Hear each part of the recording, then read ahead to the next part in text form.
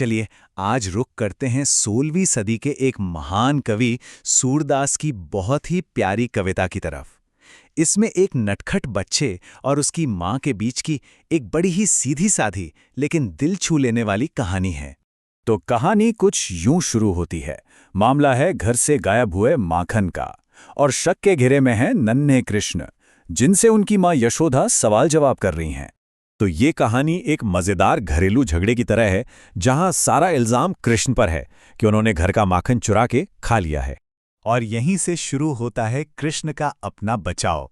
अब देखते हैं कि वो अपनी बेगुनाही साबित करने के लिए कैसे कैसे मजेदार तर्क देते हैं अपनी माँ को मनाने के लिए। कृष्ण अपना पहला तर्क पेश करते हैं। वो कहते हैं, माँ, तुमने तो मुझे सुबह होते ही गायों के साथ मधुबन भेज दिया था। उनकी दलील बड़ी सीधी है। मैं तो सुबह से लेकर शाम तक घर पे था ही नहीं, तो फिर ये काम मैं कर ही कैसे सकता था। उनका कहना है कि वो तो सुबह से शाम तक गायों को चराने में लगे हुए थे, भला उन्हें माखन चुराने का वक्त कहाँ से मिलता। फिर वो अपनी दूसरी दलील पर आते हैं। अब वो कहते हैं कि ये काम करना तो उनके बस की बात ही नहीं है। वो समझाते हैं कि माखन की मटकी तो छत से इतनी ऊंची लटकी है, और मैं तो ठहरा छोटा सा बालक, मेरे हाथ वहां तक कैसे पहुंचेंगे। लेकिन मजे की बात तो ये है कि हम सब जानते हैं कि उन्होंने ये किया कैसे, अपने दोस्तों की मदद से। ये वो राज है जो उनकी दलील को काफी कमजोर कर देता है ना? जब कृष्ण को लगता है कि उनकी बात नहीं बन रही, तो वो अपनी अगली चाल चलते हैं, यानी इल्जाम किसी और पर डालना। वो अपने दोस्तों पर ही उन्हें फंसाने का आरोप लगा देते हैं। कृष्ण अब खुद को अपने ही दोस्तों की साजिश का शिकार बताने लगते हैं। कहते हैं कि उन सब ने तो जबरदस्ती मेरे मुंह पर माखन मल दिया।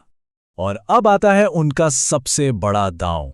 अब वो सीधा अपनी माँ के फैसले और उनकी समझ पर ही सवाल खड़ा कर देते हैं। और ये उनकी दलील का सबसे अहम मोड़ है।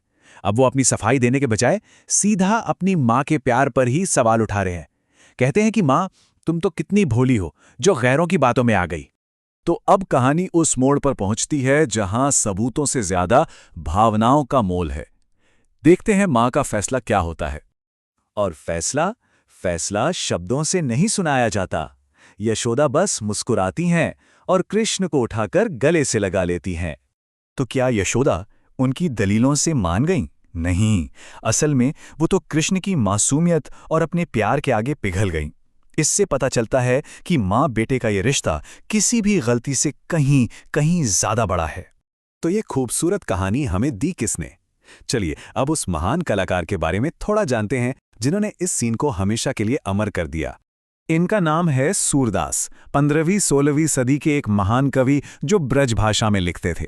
उन्होंने अपनी पूरी जिंदगी कृष्ण के गुणगान में लगा दी, और खास तौर पर कृष्ण के बचपन के प्यारे और चुलबुले किस्सों को अपनी कविताओं में जिंदा करने के लिए जाने जाते हैं।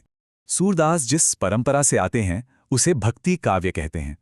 इसका मकसद होता है भगवान के साथ एक गहरा, पर्सनल और प्यार भरा रिश्ता बनाना, बिल्कुल वैसा ही जैसा हमने यशोदा और कृष्ण के बीच देखा। और यही सूरदास की सबसे बड़ी खासियत थी।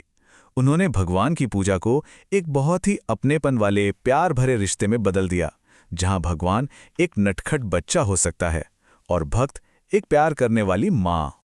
और देखिए, 500 साल पुरानी ये कविता आज भी हमें एक बहुत बड़े सवाल पर सोचने को मजबूर कर देती है कि आखिर असली सच क्या है, वो जो सबूतों से साबित हो या वो जो प्यार के एक पल में महसूस हो जाए।